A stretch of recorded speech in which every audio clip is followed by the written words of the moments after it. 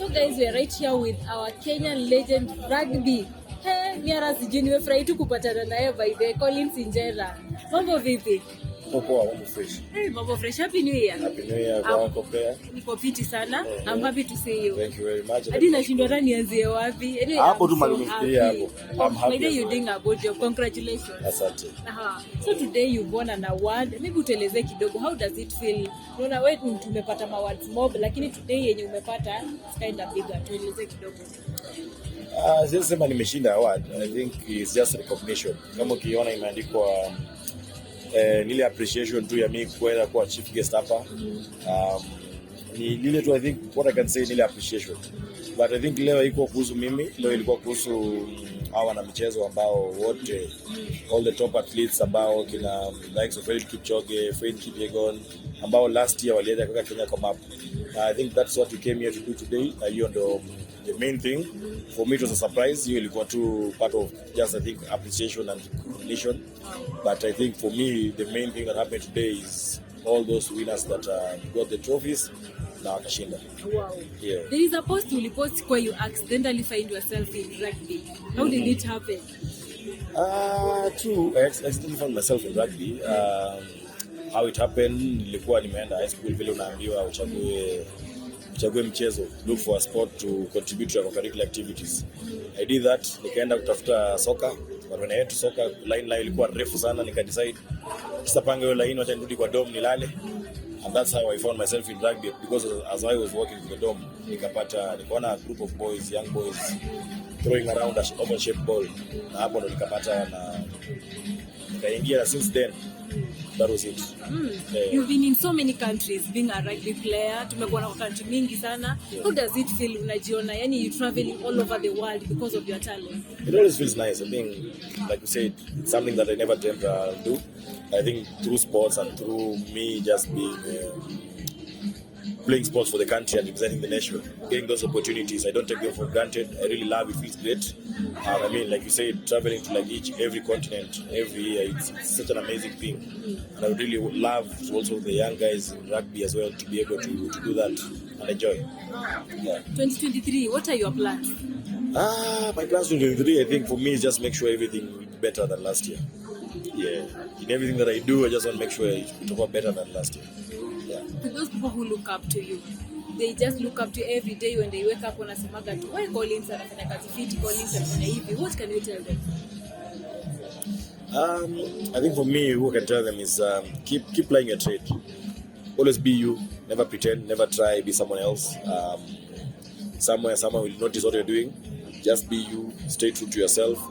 It doesn't matter how long you take because people opportunities happen different. Yeah. So don't look at another person useme yake imefanyika so yangu haitaikuja.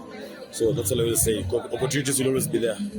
Keep at it. I always say it's never about the opportunity of a lifetime. It's about the lifetime of that opportunity. So when it happens, what will you do? Because opportunities will always pop up. So make sure when it's pop up, do something when it comes up.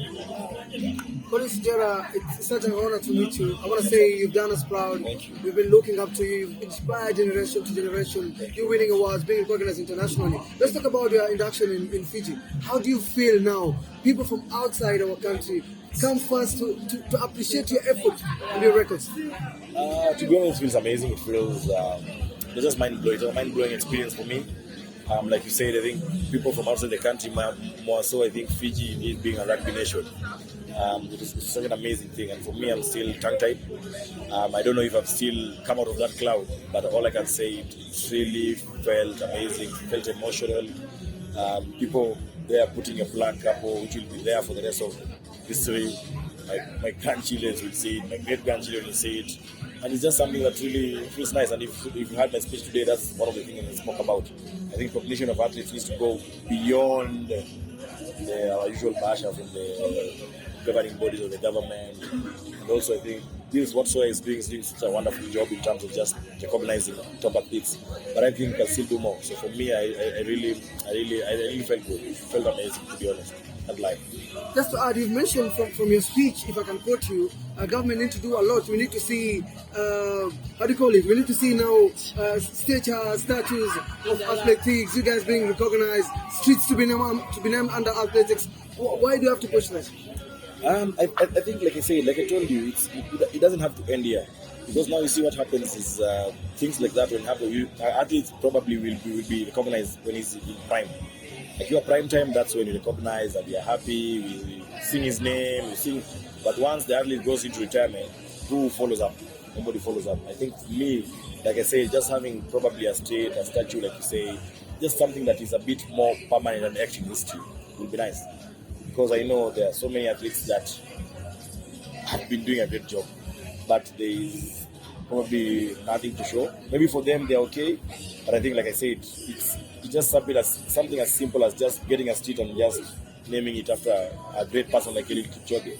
Something as naming a bench, having a statue, something like just something that is a bit more permanent to be able to recognize the athletes. Like I said, being a rugby legend, what are some of the achievements you've achieved so far since you joined rugby? There are a couple. I don't know which one do you want. I think for me personally, I think one thing that's really big is we managed to win our first ever tournament in Singapore 2016. I'm an Olympian. I have been given order of the Grand Warrior by the president. So there's a lot. I managed to break the world record in scoring tries. I mean, there's just a lot that I'm really thankful for. I really appreciate. Yeah. Okay, maybe just two more last questions. Two more last questions, kindly, if you don't mind. One, do you feel like now our legends are not recognized that well because they're not given opportunities maybe to serve in those bodies?